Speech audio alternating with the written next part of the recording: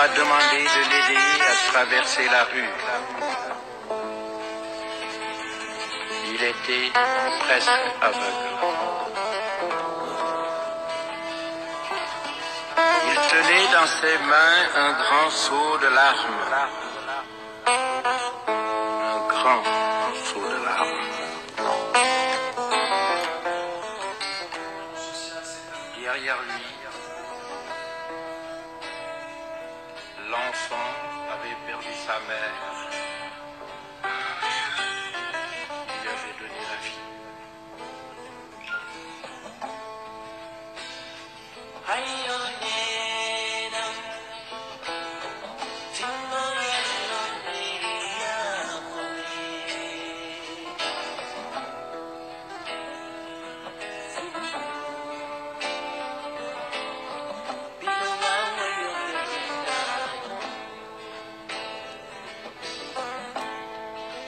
Le destin.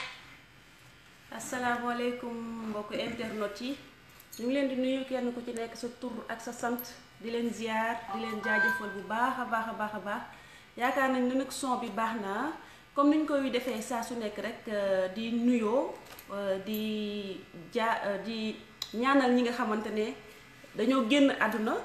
yàlla xare leen aljana jéggal leen seen ay bàkkaar di ñaanal ñi nekk ci hôpitaux yi nga xamante ne dañu tawat yàlla yëkkati leen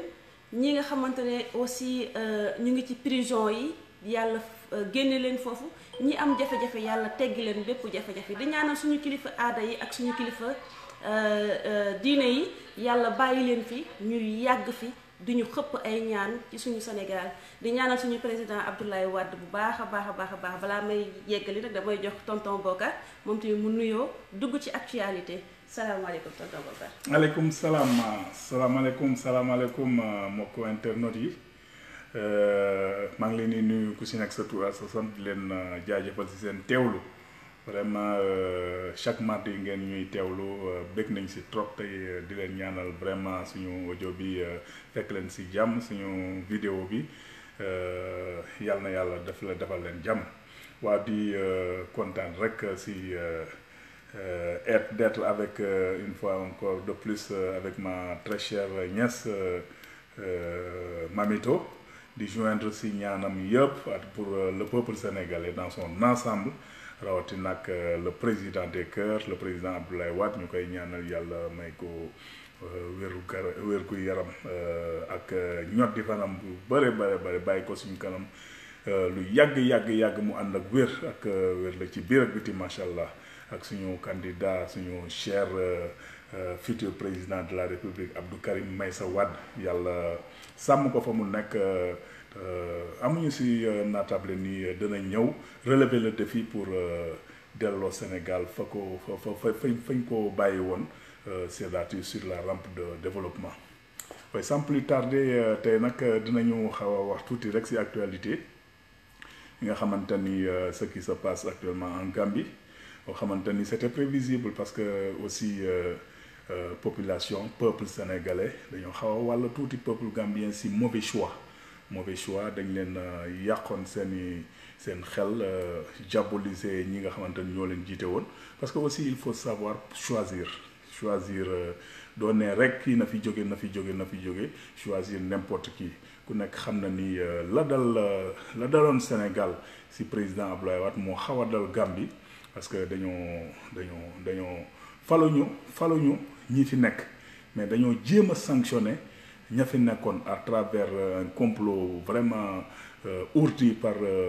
des gens de l'étranger Gambie li ko daloon moo di suñu président bi kenn xamul lan la li ko jotale woon nag waa jële dex na ba bu doon nag sagom sax waa ji du génn Gambie indem mais yàlla watal na ko ba mu dem te fi mu nekk nii rëccu bi nga xamante ni moo daloon Sénégalais ay temps moo commencé dal Gambien yi c'est que kii bon nañu ñaan yàlla rek ñu jàmm xew fa parce que am na beaucoup de Sénégalais yi fa nekk di vivre yàlla bu leen méttit dal foofu ñu gérer ko rek jéem a xool nan la ñuy defee rek comme ni ko d'une manière responsable ni ko Sénégalais yi di defee ba jële fi suñu nguur yi nga xamante ni parce que lii daal loolu moo dal sous-région bi yëpp boo xoolee les valeureux présidents yi nga xamante ni dañ doon faire face à la néocolonisation jéem a jël leur destin en main ñoom la ñu xeex à savoir les présidents Abdoulaye Wade, les présidents Obasanjo, etc., etc. Ces valeureux présidents, la ñuy ñaan des gens yoo xamante ni dignes de relever le défi génne Sénégal ak la sous-région des jours des Occidentaux, ce sera vraiment salutaire pour la sous-région. Donc ku nekk xam na rek ni ma jël exemple si indépendance totale bi nga xamante ni nos valeureux anciens présidents de la trempe du président Abdoulaye Wade commencé woon nañ ko, à savoir surtout création de l'ECO. ñu dellu si waat ñu bëri de comprendre ñu, mais ECO tour bi yàgg na ñoom président Abdoulaye Wade ak Obasanjo ñoom in John Kufuor ñoom ñoo newoon dañ koy créer avec un élargissement de l'UEMOA si pays CEDEAO yëpp, au lieu de 7 à 8 pays mu nekk 15 pays yoo xamante ni ak Nigéria bi nga xamante ni mooy géant si sous-région bi ñu am benn monnaie forte boo xamante ni dana différente du CFA, parce que monnaie boobu li ñu bëggoon ñoom moo di mu convertir au même titre, mu am conversion boo xam ne au même titre que dollar ak euro. foo mën a dem si monde bi boo génnee mu bañ a nekk monnaie de singe comme CFA bi ak actuellement ECO niñ ko tëggee mu doon monnaie boo xamante ni foo dem si àddina di nga ko mën a yor jaay ko comme ni ngay yoree ñi soxla euro ak dollar. Mais malheureusement ñii ay valet de la France la ñuy ñëw xam nga France moom bu ñu comme ni ko De Gaulle waxee woon, te loolu mooy président France bu ñëw, dirigeant France bu ñëw loolu ngay doxal. boo ko doxalul à un moment donné mën nañ dem sax ba parce que ñoom seen pays dañu fonk, mën nañ dem ba traduire la pour haute trahison, parce que dañ ne la France n'a pas d'amis, elle n'a que des intérêts. te kii seen président bu déplacé woo dem ba Côte d'Ivoire di annoncer ECO, c'est parce que ECO boobu France la mu doon am si CFA bi ba léegi moom lay kii. Donc ñii comprendre rek ñoo naan ay début là, je sais pas moi, mais mënul nekk lu arrangé wul France, c'est impossible. te lu arrangé France moom xam leen ni arrangé wul Afrique, parce que ñoom ñoo ñu tardel ba léegi malheureusement. Donc ak actualité fi mu nekk nii ba léegi ñu ngi si dialogue national bi nga xamante ne demul dikkul fi mu nekk nii après pratiquement 2 mois après le lancement ku nekk xam na ni ponkal bi si war a bokk ci c'est voué à l'échec. Donc malheureusement xam naa ni moom danañu utiliser l'argent des contribuables joxe si ay paas comme ñi ko waa soqali di defee. Donc dara yóbbuwu leen ko lu dul kii, parce que temps yi sax am na koo xamante ni proche d'un des responsables de soqali romb naa këram gis ko ñu koy commencé di defar. Donc malheureusement si poche sénégalais yi la ñuy dundee seen deal yooyu yëpp mu ngi commencé feeñ. Et voilà quoi. Mais daal de toute façon ñun constance bi nga xamante ni suñu président Abdoulaye Wade fa tabaarkalla moom la ñu mooñee, dinañu rester constant dans nos positions tant que les conditions de dialogue ne seront pas réunies. Ñun duñu dem si ay mascarade, ay farce nationale. Non, il n'en est pas question. Donc comme ni kii rek le président Abdoulaye Wade li mu ñuy jàngal Mamito, nous sommes en phase avec vraiment nous-mêmes, avec nos principes, avec li nga xamante ni depuis bi mu créé PDS ba léegi dialogueur la effectivement, mais pas en n'importe quelle condition. fulla boobu moo am na ko. Voilà. Comme ni nga ko waxee tonton Bocar, dialogueur la, mais dialogue ci fulla ak ci fayda ak ci intérêt Sénégal. Donc kooku mooy suñu président Abdoulaye Wade. ñu ngi lay jaajëfal tonton Bocar ci actualité bi nga wax ci ECO ba tey lu ñuy wax ci français rek buñ ci amuloon benn soxla duñ ci dugg, kon dañuy yalax dañu koy yalax bàyyi ñoo suñuy yëf ñu tuddee ko nu mu ñu neexee ñu sentir ci ñun suñu africanité ñu sentir ko ci mais bu ngeen gisee ñu topp ci c'est parce que am na lu ci ñuul yaa anguille sous roche donc ñu ngi lay jaajëfal tonton Bokar bu ñu duggee ci suñu thème nag muy comment gérer la période qui nous sépare de 2024 naka la ñuy mën a gérer diggante bi ñu toll nii ba 2024 loolu war nañ ci mën a waxtaan parce que parti bu mag te ñu jëm élection nar a nekk président de la république war a mën a soññ suñu ay militants maanaam wala mën a soññ suñu ay frères ak ay sœurs de parti le tonton Bokar ñëwal foofu waaw danaa si sawar effectivement parti politique bi nga xamante ni c'est le parti le plus organisé du Sénégal le plus implanté au niveau du Sénégal partout il y a pas un lieu boo xamante ni dafa dem te doo fa fekk responsable PDS bi donc li ko firnde mooy on a tout tenté depuis 2012 pour faagaagal PDS bu dul woon parti bu rëy bu mel bi nga xamante ni le président Abdoulaye Wade ni mu ko mooñee ak ni mu avertiroon tous les Sénégalais en leur disant que bi nga xamante ni mbir mi métti na avec un gars comme Jean Collin aux côtés de Abdou Diouf ak les Tanor yii jéemoon lu ne ku nekk fa kii jënd nañ la pour nga yàq parti bi mais Abdoulaye Wade temps boobu déclaration bi mu def ba léegi moom moo di considérer le PDS comme le nez au milieu du visage il ne sera ni dessous ni sabordé te loolu si lañ nekk ba léegi donc fi mu nekk nii ku yóbboo jàpp PDS comme ki nga xamante ni moom mooy parce que Senghor en disant que Sénégal en 2000 le Sénégal sera comme Paris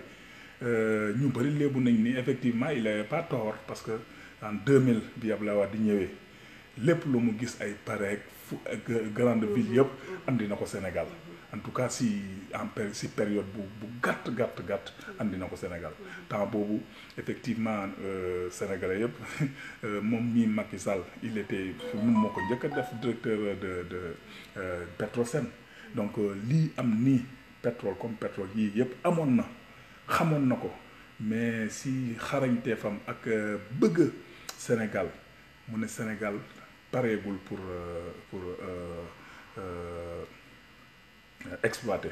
exploitation donc dafa décider woon ni il réserve ça aux générations futures donc li nga xamante ne actuellement ñu ngi koy dilapider amoon na temps boobu bu ko neexoon def comme ñii mais dafa préférer parce que génération future yi yërëm na leen yërëm boo xamante ni bu ñu ñëwee fekk fi dara donc parti boobu moom moo fi nekk ñoo jéem ko faagaagal 2012 ba léegi lu nekk teg nañ ko bu doon beneen parti disparaître nga mais niñ ko mooñee comme je disais moo tax ba léegi mu taxaw léegi ba ñu ñëwee ba 2019 seen pexe bu juboon effectivement PDS dootul exister mais malgré que écarté nañu illégalement suñu candidat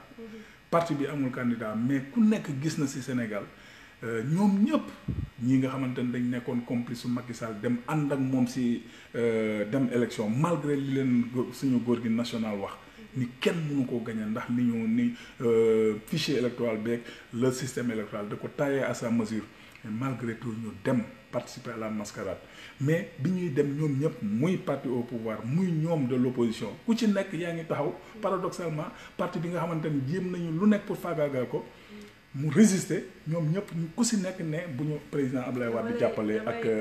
waaw damay sànni foofu tuuti rek parce que bi campagne bi commencé président Abdoulaye Wade daf leen bàyyi ñu dem di campagne mais gis nga bi mu ñëwee journaliste yeeg le monde entier dañ doon wax naan c'est comme si président Abdoulaye Wade candidat la donc mooy 5e candidat invisible pour vous montrer que dooleem ak yàggam ci pouvoir ak yàggam ci politique xam nu ñuy politiquer donc kenn warul dem ba di ko bàyyi dialogue bee tax nag may wax loolu day mais absolument yow tu as bien fait de le dire parce que effectivement ñun ñoo doon les absents les plus présents notre candidat l'absent le plus présent ñoom ñu ngi doon campagne effectivement président Abdoulaye Wade bi mu ñëwee il n'était pas candidat il est juste le secrétaire général national du PDS mais bi mu ñëwee kenn waxatul benn candidat pendant toute la campagne pratiquement waa président Abdoulaye Wade lu mu wax ñii naan bu ñu jàppalee ñu kii ñenn ñi suspendre seen campagne ñëw seet si ko et tout ça donc ce parti qui est incontournable de fait ñoom seen bopp reconnaître nañ ko parce que ku ci nekk yaa ngi doon ñëw di draguer parti bi di jéem wut soutien secrétaire général national donc bu ñu ñëwee ba fi mu nekk nii élection yooyu jàll na waa ji comme ni mu koy waxee bàcc na leen ñoom ñii àndoon ak moom dem élection kenn moo fi des mooy parti bi nga xamante ni malgré le fait que ñu jéem ko éliminer mooy le seul incontournable koo xamante ni ñëpp nee nañu ku mu jàppale nga gagné mais kooku bu jàppalee boppam ci élection future yi y a pas photo donc lii ñu séparer de ces prochaines élections nan lañ ko mën a gérer c'est simple comme sa question bi il faudrait que actuellement ñi ngànk parti bi dans toutes les localités am na nag localité yoo xamante ni effectivement malheureusement y a des trahisons dem nañu mais la base est restée intacte parce que lii wane ni base bi elle est restée intacte mooy di depuis 2012 perte pouvoir bi bi Macky Sall gagné les élections yi ci topp dañoo ñëw agsi le président Abdoulaye Wade nee leen yi nga xamante ne ay kii la ñu woon ay alliés la ñu woon libéré naa leen dem leen bàyyi parce que le PDS day dem seul aux élections un parti qui vient juste de perdre le pouvoir bi mu demee élection boobu on a eu 12 députés am groupe parlementaire c'est inédit ñeneen ñëpp ñii di coow fii bi ñu demee élection amuñu sax wala benn député la ñu am ay plus forest mais seul le parti démocratique sénégalais moo génn ci élection législative 2012 yooyu ak un groupe parlementaire avec quelques 300 et quelques mille voix malgré le départ de beaucoup de responsables yi nga xamante ni de haut niveau mooy bi ñu jëlee Oumar Sarr teg ko seen kaw d'accord ñu dem mais le PDS en est sorti premier parti parce que moom rek moo dem comme parti politique et il a eu 300 et quelques mille voix les élections yi ci topp c'est-à-dire en 2014 locales yi on était parti avec quelques deux partis si mooy coalition bi gënoon faible en termes de partis et on s'est retrouvé avec presque le double de ce qu'on avait si législative malgré les départs parce que départ yi taagu muy takkarnaase ñu am 500 et quelques mille voix de 300 000 voix on est passé à 500 et quelques mille voix viennent ensuite les élections législatives de 2017 PDS était parti avec Bokk Gis Gis Tekki ak Andi Jëf bu Decroix muy 4 partis et on s'est retrouvé avec 19 députés malgré ce qui s'est passé lors de ces élections te sabotage yi am ay Touba ñëpp gis nañ ko on s'est retrouvé avec 19 députés et avec 700 et quelques mille voix donc gis nga de 500 000 700 000 et tout le monde sait que avec ces partis il y a ces PDS moo doon locomotive bi bu doon PDS que c'est sax day am lu ëpp loolu mais si baaxaayu président Abdoulaye Wade mu jël kii donc yooyu yëpp ñu ñëw jógee foofu ñëw si élection présidentielle yi nga xamante ni bokkuñu pour que ñii am le premier ak le deuxième ak le troisième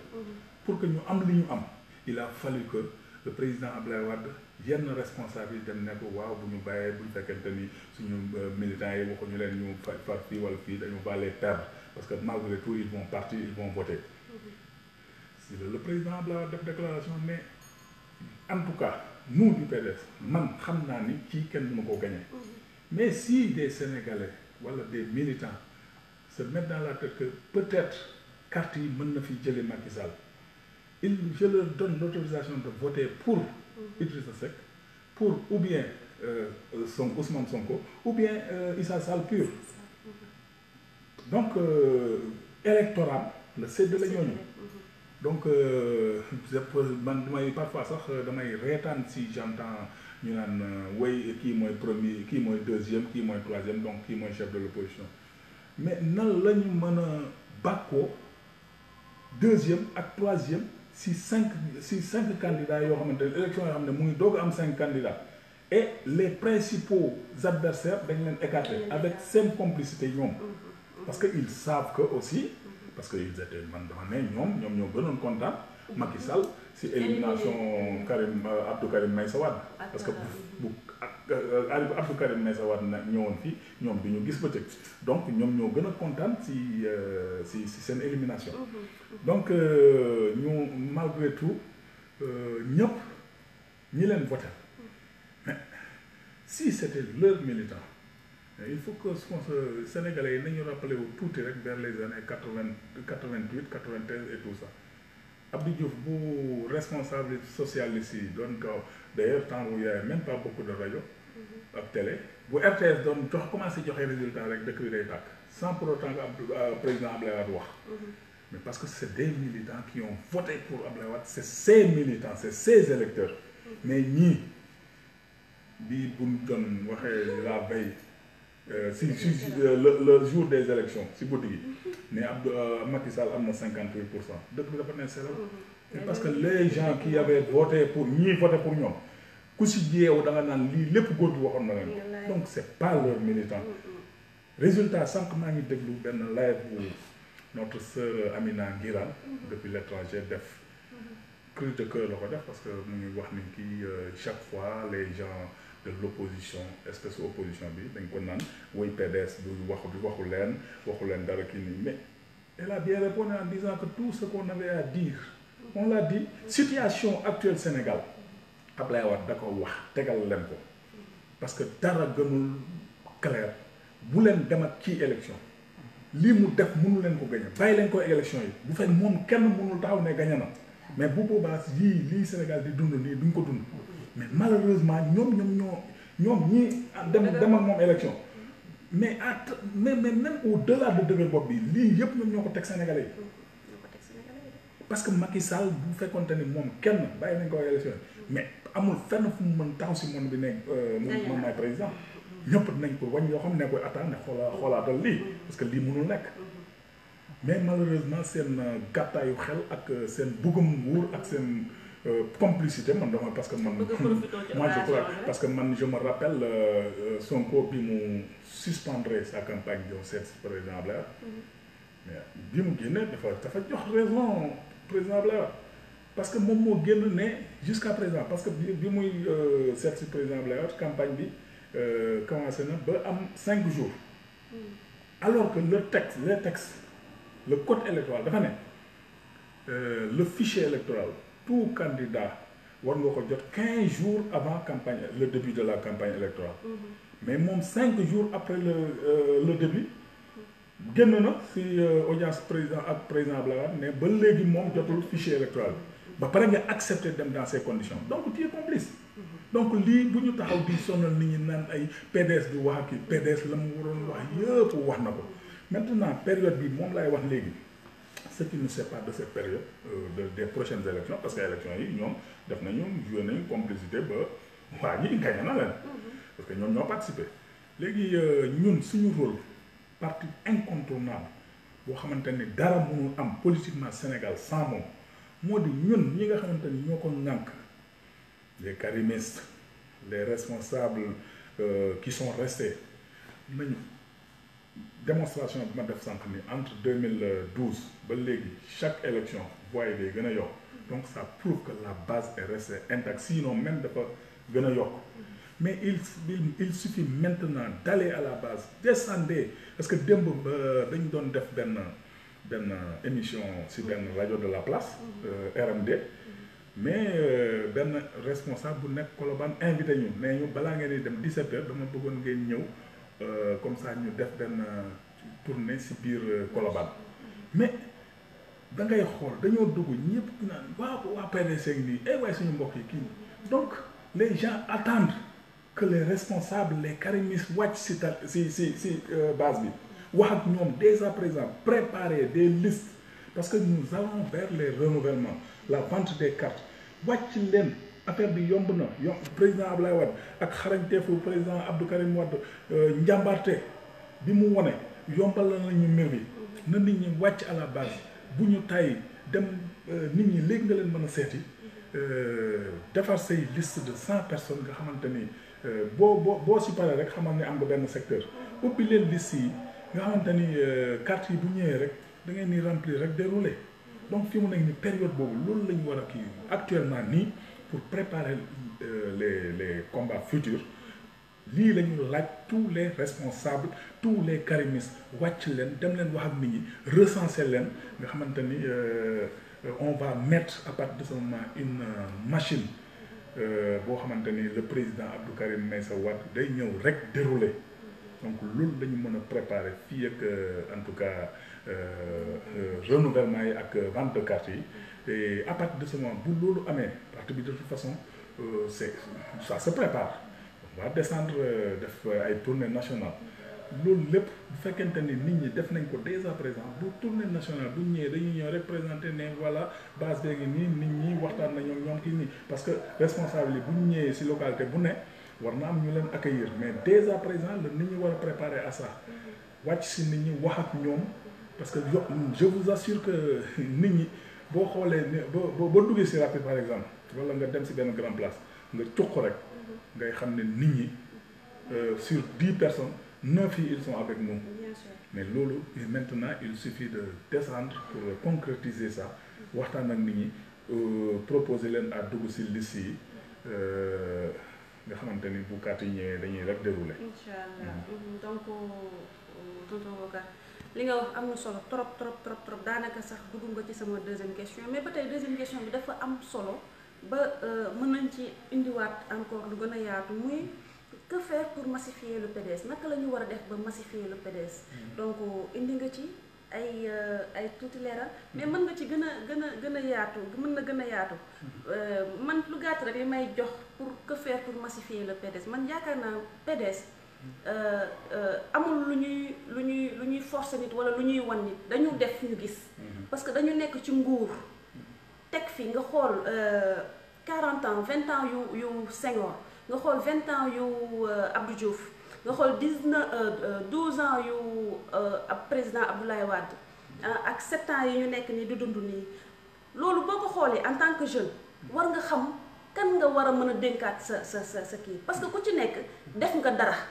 ku ci nekk la nga def nag yow da ngay xool la cay avantage u sa réew man de ci sama xel bu gàtt li fi PDS def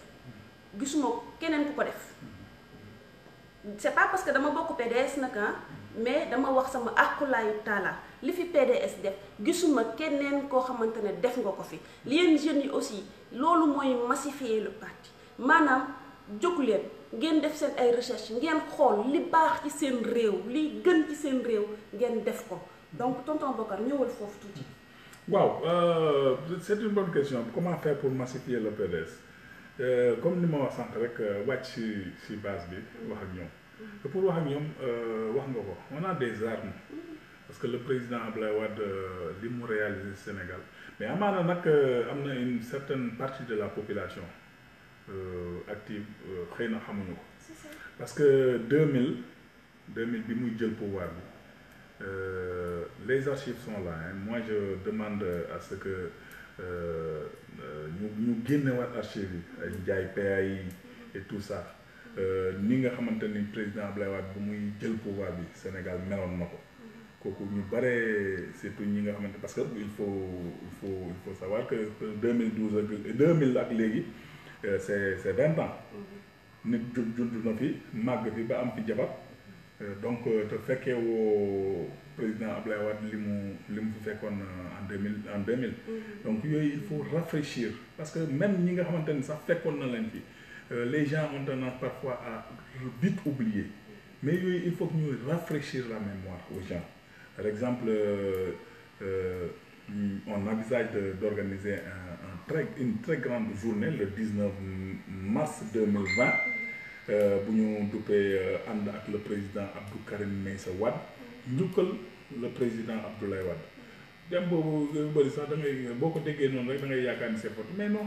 le problème mooy le président Abdoulaye Wade est toujours secrétaire général national du PDS et lan moo gën a parce que c'est comme mën nañu ko assimiler à un président de la République bi ñu xoolee c'est pour respecter et faire respecter la constitution donc application yi si dans toute sa vigueur. PDS aussi boo nekkee secrétaire général national décision yi nga xamante ni parti démocratique sénégalais da ngay def le tout ba pour ñu appliquer ko souhait yi nga xamante ni militants yi am nañ ko en choisissant un candidat yow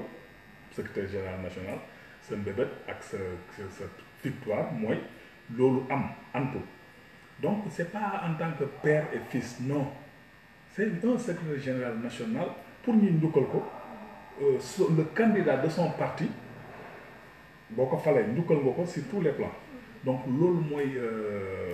idée thème bi nga xamante ni choisir nañ ko pour le 19 mars donc loolu pour gën ko réussir il faut que ñoom ñaar bi ñu nekkee si même kii nekk président kii nekk principal collaborateur en étant ministre de la coopération internationale kii li mu fi liggéey yëpp nga génnewaat ko xamal ko nit ñi et apport keneen kii nga xamante ni moom la ñu bëgg a fal lan la ban apport la ci andi et Dieu sait que apport bu rëy la ci andi en tant que parce que moom président Macky Sall nii dafa xam Karim Wade tellement que xam na ni kii bu ko bàyyee tuuti rek sénégalais yi fàtte ko moom parce que j'ai l'habitude de le dire man nekkoon naa à côté mais je sais que le président Macky Sall bi muy nekk premier ministre c'était le premier ministre le plus fréquent au palais et chez le président Abdou Karim Meïssa Wade parce que c'est un bon comme ni ñu koy wax c'est un bon second parce que bu amee lu ko jaaxal si Karim lay dem Karim nekkoon nii nga koy defee bu amee fu mu kale le président Abdou Karim Meïssa Wade mooy jël comme si ñu ko waxoon jet privé bi nga xamante ni moom si boppam président Macky Sall bénéficié na parce que dañ ko kiyoon Sénégal loolu innovation boobu président Abdou Karim Meïssa Wade moo ko andi woon parce que mënuloo yor pays bu mel noonu nga war a dem di lijjanti ji loolu taxoon xaalis bari woon si réew mi nga war a dem lijjanti yi qu'est-ce que ça coûte à un état de louer un jet privé nga xamante ni doo perdre du temps di xaar Air France boo xamante ni 23 heures lay kii am na yoo xam ne dafa am importance si vie si monde bi tey ba amul benn grand investisseur boo xam ne amoo jet privé mais Sénégal temps boobu loolu taxoon président Abdou Karim Meïssa Wade pour mën a rapidement dem ñoom Macky Sall ñii bu ñu nekkee premier ministre wala nekk si yenn projets yi pour rapidement andi lu ko war a concrétiser loolu taxoon mu doon utiliser jet privé boo xamante ni Sénégal moo ko doon loué te yeneen ministres yi sax foofu la ñu comprendre ni il faut que les choses aillent vite donc loolu moo waral ñu doon utiliser jet privé parce que lépp il fallait rapidement régler les choses pour Sénégal ak projet yi nga xamante ni président Abdoulaye Wade ak Abdou Karim Meïssa Wade bëggoon nañ mu gaaw par exemple si kii bi si OCI bi kii benn jour l'ancien directeur de cabinet monsieur Abdoulaye Racine Kane ñi nga xamante ni si affaire BTP et tout ça liggéey na si avant même ñuy accéder au pouvoir parce que loolu mooy liggéeyam yenn projet yi bi président Abdou Karim Meïssa Wade yore annoncé yi jël ko moom si premier semaine mu ne bon là on doit exécuter des ay kii yoo xamante ni pour OCI avant que ñuy OCI bi di commencer il faut qu'on réalise ça mais moom dafa newoon entre koo xamante ni technicien la en la matière da ko newoon li mënul nekk en 45 jours ñu def si ay projet 45 jours au moins après ñu commencé kii mënul nekk parce que les projets ça dure Karim ne ko on va faire ça te nam ko waxee noonu la ko defee moo tax moom si waxam il était ébahi alors que lii nee nañu au début moom dafa yaakaaroon ne moo si ëpp xam-xam Abdou Karim Meïssa Wade mais il était ébahi par ni sa suñu waaj yi di liggéey donc yooyu il faut que ñu xamal ko nit ñi surtout la nouvelle génération yi nga xamante ni fekkee wuñu avant alternance wala tamit temps boobu la ñuy doog a am 5 ans parce que booy doog a am 5 ans di ba 10 ans xamuloo Abdou Diouf lan la fi bàyyi woon ak lan lay si affaire bi kii donc loolu il faut que ñun responsable à tous les niveaux aussi parti bi ak l'école du parti avec le docteur Dieng il faut que les gens s'approchent de la permanence ñëw leen fii mooy makkaan bi nga xamante ne le président Abdoulaye Wade moo ñu ko baaxee titre foncier am na école am na lépp ku fi ñëw da ngay jàng liñ leen di wax pour ngeen dem di ko dugal ci boppu jeunes yi mu ngi fii ñëw leen ñu wax leen ko parce que lii c'est un combat noble boo xamante ni il faut que pour ñu gagner le combat facilement en 2024 lii il faut que c'est fondamental yéen responsables yi yéen jeunes yi nga xamante ni da ngeen aspirer à être responsable yéen karimis yi ñëw leen laajte leen ñu wax leen pour ngeen yóbbu loolu propager ko surtout au niveau de la jeunesse parce que ils ont besoin de savoir bëgg nañu mais bu ñu xamee si la ñuy gën a bëgg parce que aussi c'est important que nit ki moom balaa yàlla sax nee na balaa nga may jàmm xam ma donc yéen ñëw leen tous ceux qui veulent savoir ñëw leen ñu dugal seen bopp loo xamante ni arme lay doon bu ngeen wàccee à la base vous allez facilement convaincre les gens donc foofu lañ leen di woo quoi. En tout cas am na solo trop tonton Bokar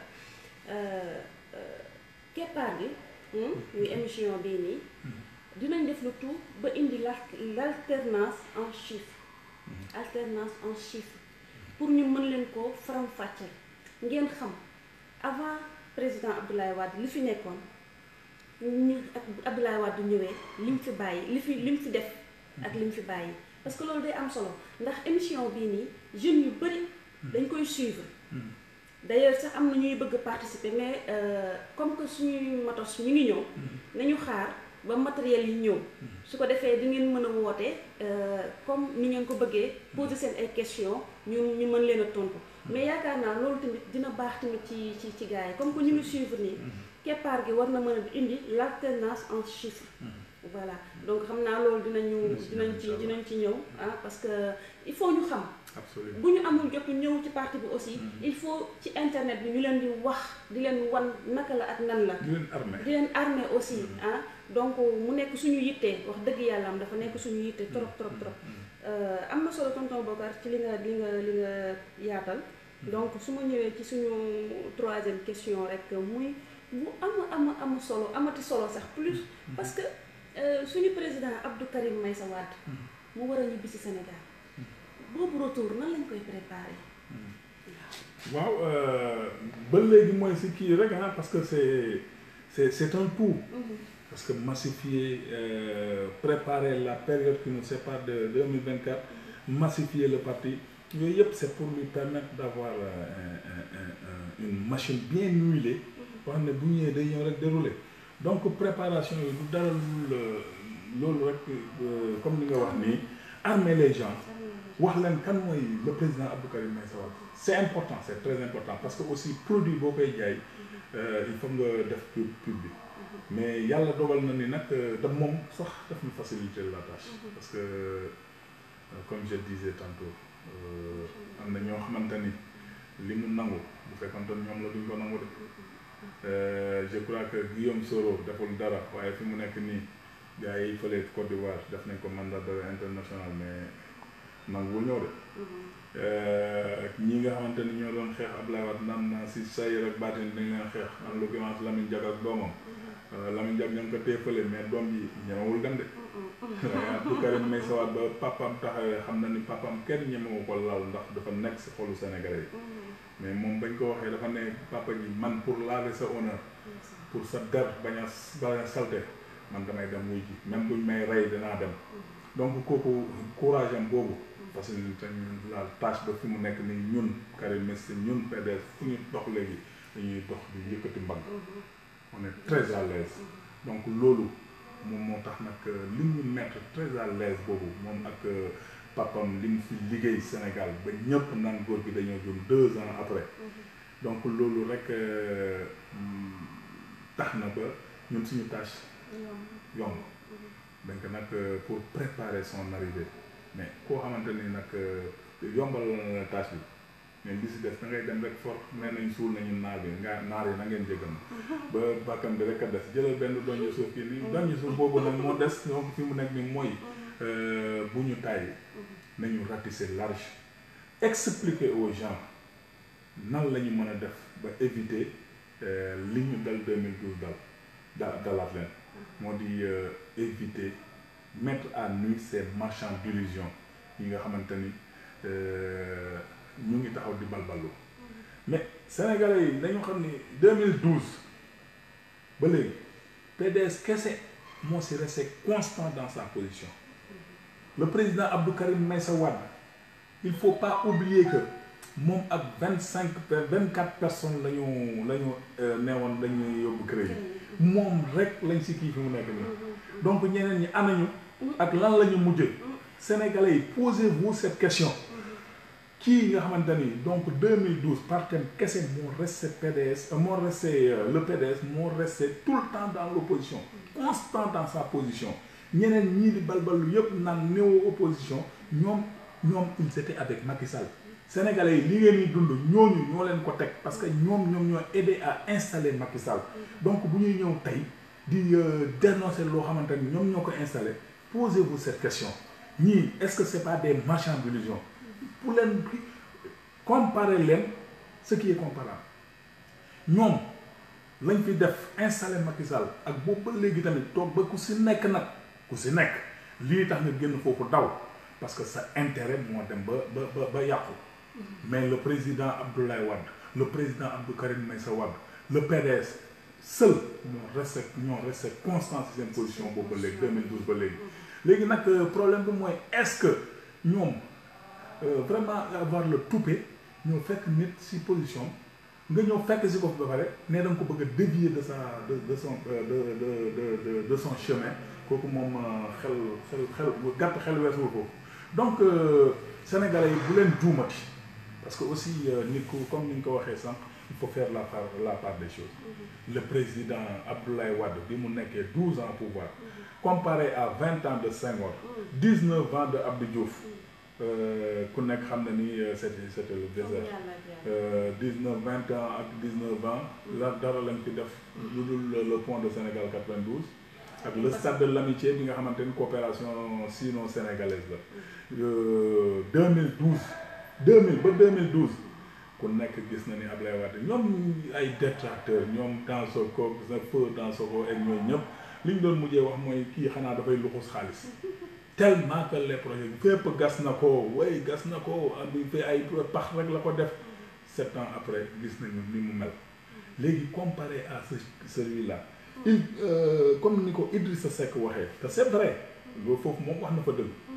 lii fi bàyyi Abdoulaye Wade bàyyi rappelez-vous en 2012 moom bi mu demee ba duyoo 2013 2014 ak Macky Sall ba génn ñëw rejoindre opposition bi def na déclaration ne Abdoulaye Wade li mu fi bàyyi Macky Sall mënu ko laso waxuma la eggali ba mu ji mais mënu ko laso donc effectivement il termine même mal les projets bi muy ñëw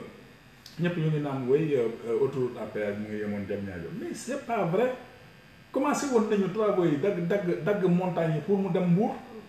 mais moom bi mu ñëwee dafa arrêté projet yi mais dafay auditer mais le tronçon Diamniadio Mbour c'était bouclé mais moom moo ñëw arrêté l'aéroport de Ndiass tamit moom moo ñëw arrêté les travaux boo gisee mu yéexee noonu ñu naan après bi mu arrêté travaux yi ne dafay auditer ak même le plan décennal d'assainissement yooyu yëpp c'était des projets ficelés les autoponts yi nga gis ñuy construire nii yooyu yëpp PDS pare woon na ko mais moom dafa ñëw arrêté lépp ba autopont yi xaalis bi mu jël dugal ko feneen mujjee ñëw dem si français yi lépp leen xaalis pour français yi jox projet yooyu seeni société suqaliku donc daf leen lépp xaalis ñooñu jox ko seen société pour réaliser loo xamante ni Abdoulaye Wade ficelé woon na ko financement beeg yëpp mu jël ko def ko feneen donc loolu mooy kii donc dafa déconstruire bi Abdoulaye Wade defoon dafa yàq lépp yenn yi mu mal construire mu mal finir ko parce que mais c'est vrai parce que boo jëlee terre par exemple Abdoulaye Wade li mu defoon régler le problème de la circulation boo bëggee jógee Rufisque 5 minutes nga egg Dakar mais léegi boo gisee péage bi rek daf lay tàggal mais c'est normal parce que li mu def la dafa jël terre boo xam ne mënul fexe ba egg fatt fépp nga xamante ni léegi nit ñi benn kii rek la ñu am muy kii muy fële autoroute à péage bi fa ñëpp defee rue forcément dafay xat léegi lii Abdoulaye Wade réglé woon lépp sur le plan mobilité moom dafa ñëw xatal affaire yi ba pare ñëwaat terre yi mënul fexe ba pare nga ñëwaat commencé waat benn travaux ay BRT xaw ma je sais pas moi mais ça va être catastrophique kañ la ñu waxoon dañ ne woon 31 décembre la terre bi di daw moom la Abdoulaye Diallo waxoon mais Sénégalais yi fi mu nekk nii man loolu moo ma jaaxal jaaxal bi parce que yenn yi fekk leen foofu ak ay yat moom jar na ko oui donc pour vraiment préparer le retour de Abdou Karim Meïssa Wade je crois que loolu nañu à outrance nañu wàcc sur le terrain xamal nit ñi kan mooy président Abdou Karim Meïssa Wade waaw ñu bëri xam nañ ko mais fàttali et aussi la nouvelle génération surtout ñi nga xamante ni ñu ngi doog a am âge vote ñooñu ils ont besoin de savoir il faut que ñu leen di kii ñi leen war a xamal nag mooy les responsables mooy les karimistes nañuy ñëw à la permanence y a le docteur Dieng qui est en bas avec son école documents yi yëpp a ngi fi ku ci soxla loo xam danañ la ko xamal donc la permanence est faite pour être animée par les responsables par les donc na nit ñi ñëw cours yi commencé nañu nit ñi tam boo ñëwee fii animation bi on ne parle que politique ku fi ñëw da ngay am formation boo xamante ni dina la permettre d'être armé si débat bu ne donc voilà donc daal man defe naa nit ki bu ñu fekkente ni nit ñi bëgg nañ défendre nit il faut ñu xam ko te pour ñu bu ñu ko xamee ba pare xam-xam moom comme ni ko président Abdoulaye Wade waxee yàlla nañu yàlla chinois yi nee nañu à l'endroit de certains responsables aussi il faut ñuy xamal jeunes yi parce que chinois yi nee nañu koo xamante ni xamoo ni xamoo kooku dañ ko war a rey koo xamante ni xam nga te xamoo ni xam nga kooku tamit dañ ko war a rey koo xamante ni xam nga ba pare bañ a xamle kooku tamit amaloo société bi njëriñ dañ la war a rey kii gën a important nag mooy ki nga xamante ne xam nga ba pare di xamle c'est ça donc nit ñi il faut que ñuy yéewén aussi si li leen Abdoulaye Wade jàngal il faut que ñuy xamal nit ñi le PDS ça a toujours été une école boo xam ne nit ñi dañuy jàng à l'époque bon bi nga xamante ni UJTL non pas c'était pas UJTL c'était UJT avec Joseph Ndom mais des jeunes dañ doon ñëw di jàng mu am ay formation des formateurs donc loolu il faut que ça revienne waaw donc parce que les gens vraiment enfin comme ni ko bi borom bi waxee balaa nga may jaamu bëgg naa nga xam ma waxtuma laa nag balaa nga boo bëggee dara bëgg xeex loolu mais il faut nga xam ko donc loolu ñu ngi invité vraiment tout le monde à venir sàkku si xam-xam politique boo xamante ni na leen permettre bu ñu wàccee à la base mën a défendre ce qu'ils veulent défendre avec aisance parce que c'est important nit ki tamit boo demee di ko jéem a convaincre da ngay teg si loxoom wala si boppam benn loo xamante ni du am dara lu mu si teg parce que jeunes yi léegi tamit ils sont pas fous te pour éviter que ay marchands d'illusion fokk leen il faut nga dugal seen bopp loo xamante ni lu leer la. effectivement en tout cas am na solo comme ni ñu koy waxee chaque jour tonton Bocar waxtaan bi yaatu na te yaakaar naa képp koo xamante ne sa réew moo la tax a jóg yoon baa ngi nii parti baa ngi nii ubbi na ay buntam du lundi au dimanche du tëj docteur Dieng mi ngi fi di jàngale pour nga xam nooy défendre sa ay nga mën a argumenter sa ay propos donc muy lu am solo tonton Bocar alors damay ñëw tuuti rek ci internet yi dañuy bind ay message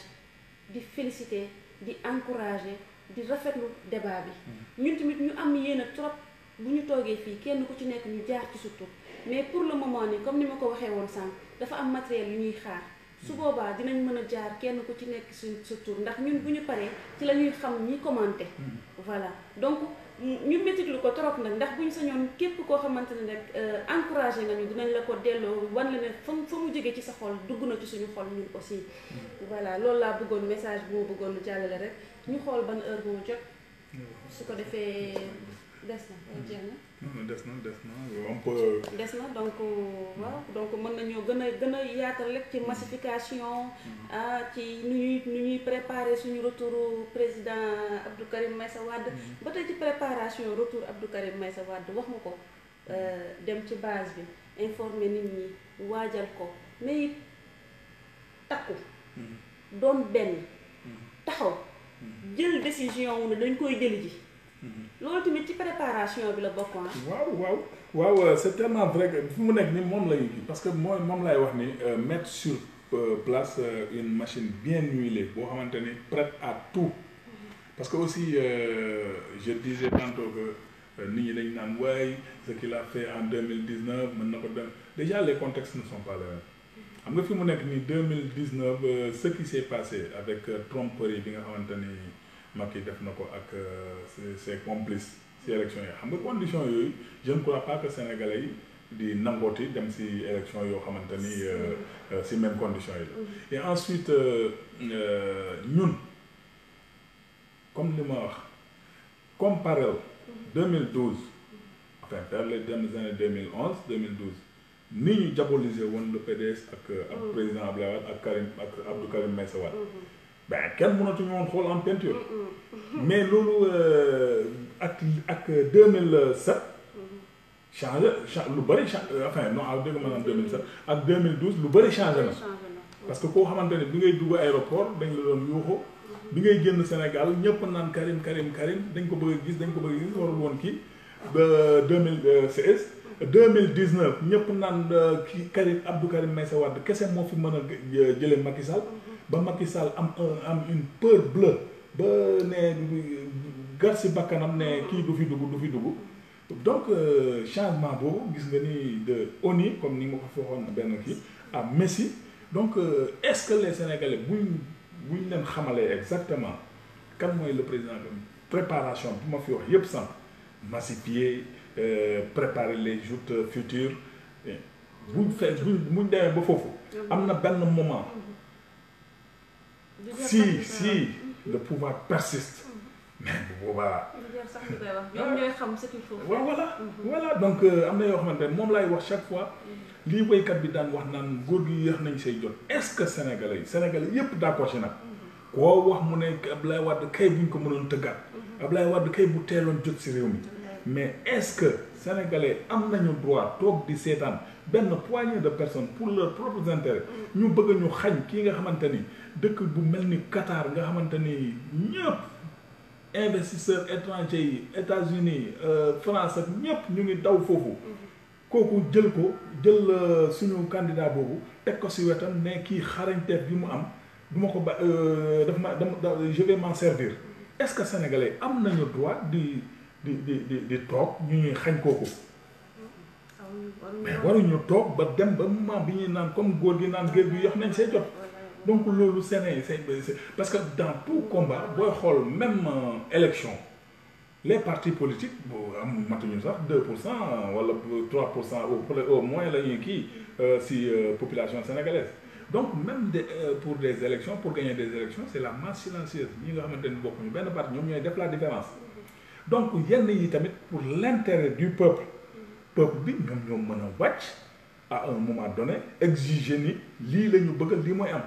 te je crois que nag fi mu nekk nii évolution bi des choses depuis 2012 wane na ni le peuple chaque fois dafay gën a jël conscience si li ko arrangé parce que koo xamante ni kenn mënu ko woon xool en peinture ñu dem ba yàlla dugal ko si xoolu peuple bi yëpp lu jot nag yàlla du bante dama ne yàlla du def jamais les choses à moitié te dina ko matal incha allah te fi mu nekk nii tous les signaux sont au vert parce que man dama naan sax président Abdou Karim Meïssa Wade moo gën a xam sénégalais yépp ni dana ñëw te dina jël réew mi parce que sinon li ko si jaral yépp fi mu nekk nii PDS Abdoulaye Wade la woon moo ko lu fi dee moom la woon mais fi mu nekk ni PDS Abdou Karim Meïssa Wade la muy liggéey fële si wetu buur bi et tout ça la muy gagné lu fi dee PDS moom donc koo xamante ni amoo woon xalaat ni di nga ñëw un jour jël Sénégal mais du la jaral loolu donc fi mu nekk ni tey kul Sénégalais yi yeewu leen parce que dama ne koo xamante ni da nga génn prison ñu andil la avion ne la kaay buur bala jël la teg la si wetam nga xamante ni buur la moom fekk mu ngi dund nguuram doo jeex donc Abdou Karim Meïssa Wade bu jëloon Sénégal c'est juste pour 10 ans te la muy am fële man xam naa ni ay Qatar man ko dem naa Qatar si bi président Abdoulaye Wade nekkee pouvoir visite officielle xam naa ni bakkane na la fa nekk bakkane boo xamante ni yow boo nekkul président sax ni ñu lay accueillir waxtuma la moo raw fuuf suñu palais bi waxtuma la koo xamante ni da nga nekk conseiller buur bi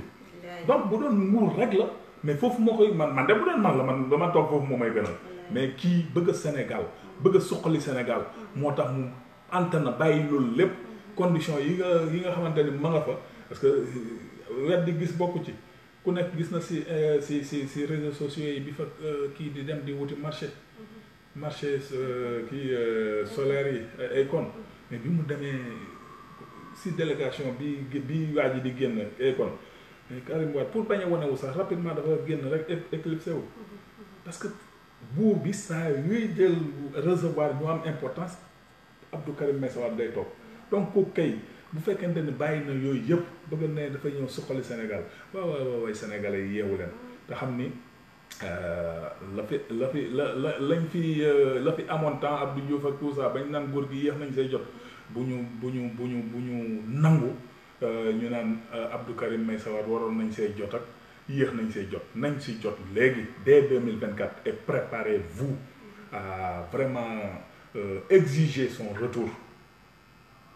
Je dis bien exiger son retour parce qu'il y va pour l'intérêt du peuple sénégalais. Et comme le peuple sénégalais, debout, c'est une loi, préparez-vous à ça. Bu ñu kenn yàqal lii incha allah voilà. En tout cas damay dégg olof di wax naan doon sa baay doon sa baay moo ko gën. Mais Abdou Karim Meïssa Wade dafa doon baayam. Parce que ci sa biir kàddu léegi yaa ngi koy wax fi mu toll nii lépp lu dee ci parti bi moom moo ko rey. am na opportunité yu bëri Qatar mais loolu soxlawu ko li mu soxla mooy ñëw jàppale ñun sénégalais xam ne sonn nañ xam ne ñu ngi souffrir président Abdoulaye Wade def na fi li nga xamante ne ngóor a nga koy yàq te moom rek moo ci mën dara Abdou Karim Meïssa Wade kese moo ci mën dara donc gars yi jóg leen takku balaa ñu naan yéex nañu see jot ndax su boobaa ñun dinañ waye di torop ndax suñuy doom dinañu tiim naan ñun yaay wala papa lan ngeen doon xoole te su boobaa dina métti trop ndax gàcce dinañu dugg waaw tonton Bokar est-ce que heure bi jotee waxtaan bi neex na trop mais aussi gars yi tamit yoon yemul ci benn te ñu ngi leen di indil aussi ñu ngi préparé ay thèmes yu am solo yu fi waxtaane yépp am na solo mais ñu ngi indi yoo xamante ne tamit yu am solo la ci parti bi ci Sénégal pour que yéen jeunes yi ngeen mën ci jànge ngeen mën a def seen choix ngeen mën a tànn parce que duñ forcer kenn yéenay xool li gën li baax ngeen jël ko pour seen réew te xam naa ne bés bu ñu leen tegalee lépp li fii président Abdoulaye Wade def parti démocratique sénégalais ngeen di jubal si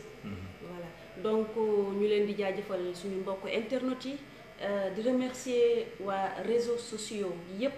ñii di commenter tamit ñu ngi leen di remercier bu baax a baax de A à Z jot nañ yóbbante yi te incha allah dinañ ci ñëw comme ni ma ko waxee woon sànq di remercier suñu technicien Pape Yamar Camara les chroniques de Pape di leen jaajëfal bu baax a baax di remercier aussi Mama Nafi Diallo ñu ngi lay ñaanal gudd fan ak wér ndax nee nañ ñay bu ko ñaanal rëy ñaanal ko gudd fan ndax bu guddee fan rek dina am yaram. donc Mama Nafi ñu ngi lay ñaanal gudd fan ak wér te yàlla musal si cat ak làmmiñ ndax liggéey bi nga xamante ne ñu ngi ko somb yàlla yeggali ko ci jàmm ak salaam. tonton Bokar mën nga tàggatu. waaw merci beaucoup Mamito. waaw di leen gërëm rek di leen gërëm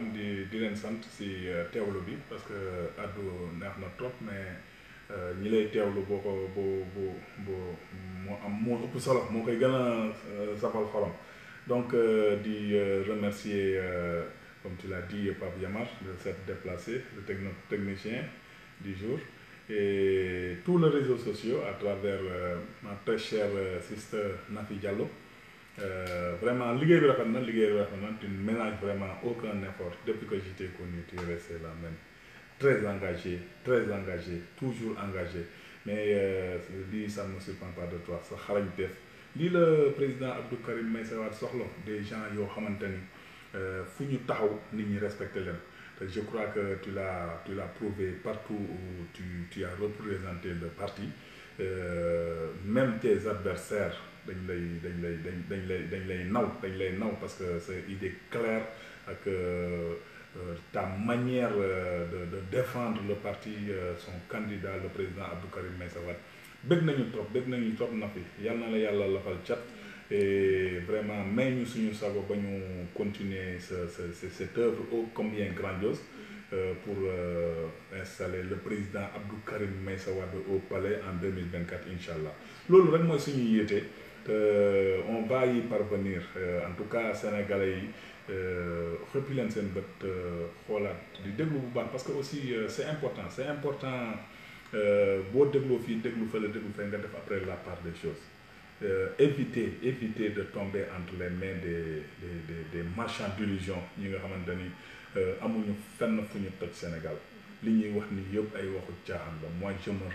me demande est-ce que sax ces gens man nii du nga xamante ni du ma dara est-ce que ñoom ëpp xam-xam parce que bu ñu jëlee benn gars boo xamante ni ki fii candidat à la présidentielle di rafetlu la création de l'écho dans son état actuel vraiment c'est hallucinant donc xoolaat leen seen bopp te balaa ngeen di defati benn choix xool leen bu baax balaa li leen dal actuellement ak Jimbori Sall mii di lu raw loolu di leen dalaat donc réfléchissez et vraiment lu ñu leen mën a wax même man bu ma leen waxee ñun ñu wax leen waa PDS ñeneen wax leen toog leen seen biir nekk ngeen xalaataat te di ngeen xam fan la vérité bi féete de toute façon ñun on est tellement à l'aise que koo xamante ni depuis 2012 li ngay xeex di ko wax moom la Sénégalais yi di dund actuellement buñ la déglu woon ak ñenn yi bu fekkonte ni defuñu complicité de vous entraîner dans cette situation kon duñu accès fii mais malheureusement c'est pas trop tard ils ont aidé à réinstaller ils avaient installé Macky Sall ils ont contribué à sa réélection mais maintenant li ci des nag xool leen bu baax li ngeen di def balaa ngeen di toppati kenn voilà merci beaucoup ma très chère Mamito. Merci beaucoup tonton Bokar donc jërë ngeen jëf internautes yi allez à la prochaine fois.